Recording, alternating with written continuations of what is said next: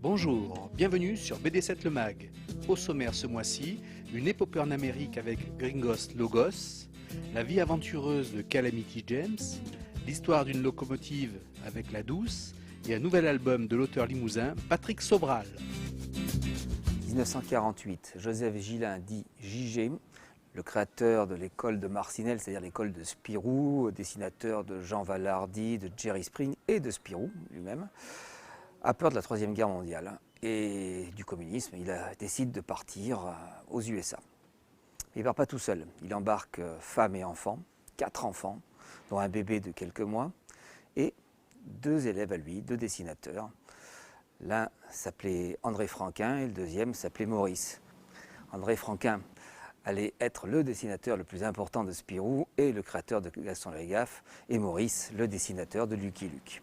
Ils étaient partis aussi pour pouvoir travailler chez Walt Disney à Los Angeles. Or, une fois arrivés là-bas, ils s'aperçoivent que Walt Disney a licencié plus d'un tiers de son personnel. Comme leur visa ne dure pas très longtemps, ils sont obligés de se rapatrier sur le Mexique, à Tijuana, ville où sévissent les bars et les prostituées. Le scénariste Yann et le dessinateur Olivier Schwartz ont retranscrit cette épopée fantastique entre l'Amérique du Nord et l'Amérique centrale, où nos 3 dessinateurs vont connaître des tonnes d'aventures qu'ils relatent avec beaucoup d'humour, de dérision et un peu d'impertinence. Impertinence qui ne va pas beaucoup plaire aux héritiers qui ont failli interdire l'album. Tout a fini par s'arranger, l'album est enfin en librairie, 45 000 exemplaires, ce qui n'est pas rien, 45 000 exemplaires qui ont failli quand même partir au pilon. On a juste rajouté un petit fascicule à la fin de quelques pages où les héritiers expliquent pourquoi cette histoire n'est pas tellement de leur goût. Pourtant, c'est drôle, amusant, certes, pas toujours très proche de la vraie réalité, mais les témoignages remontent quand même à quelques années et on prend énormément de plaisir à lire les aventures des Gringos Locos.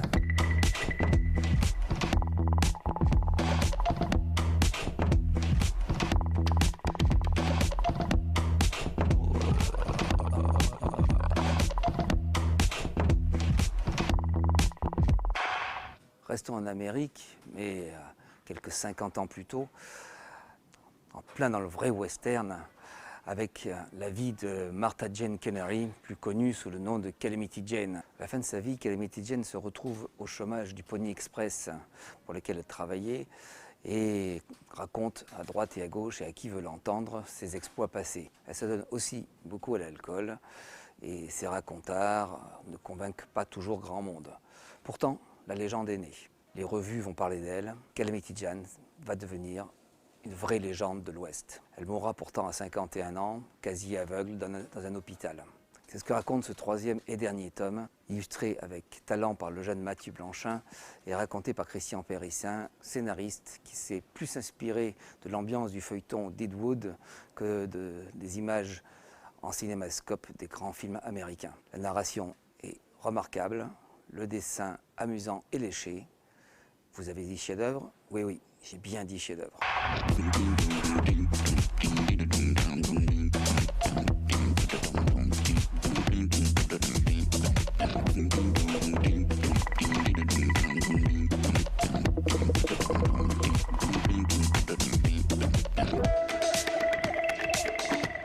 La Douce raconte l'histoire d'un machiniste proche de l'âge de la retraite qui refuse de voir partir sa locomotive aux mains des ferrailleurs.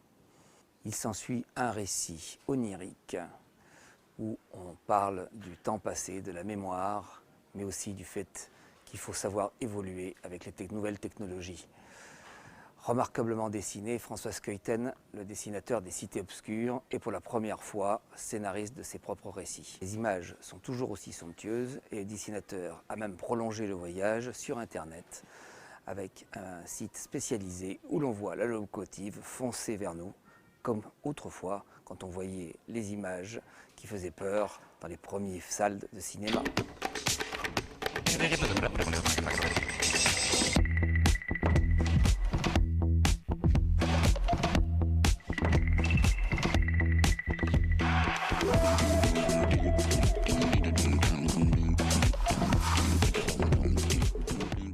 vous a déjà parlé des Légendaires, phénomène éditorial extraordinaire, un dessin entre comics, manga et franco-belge, Patrick Sobral, son auteur, et Limousin. Patrick a trouvé une jeune dessinateur belge, Nadou, dont c'est le premier album, pour prolonger cette histoire avec un nouvel univers, les origines des Légendaires. Comme Patrick Sobral ne peut pas s'empêcher de dessiner, il a proposé à la jeune dessinatrice tout un storyboard bien complet que la jeune fille n'a plus qu'à respecter. À la fois donc scénariste, metteur en scène, storyboarder, mais pas encreur, puisque c'est la jeune fille qui a finalisé tous les dessins dans un style assez remarquable pour un premier album. Les Légendaires Origines viennent de sortir et c'est déjà un grand succès.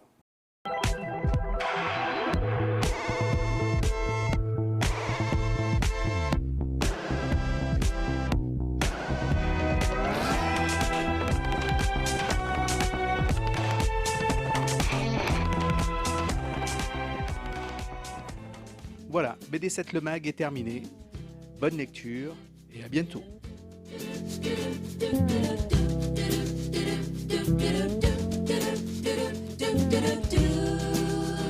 Do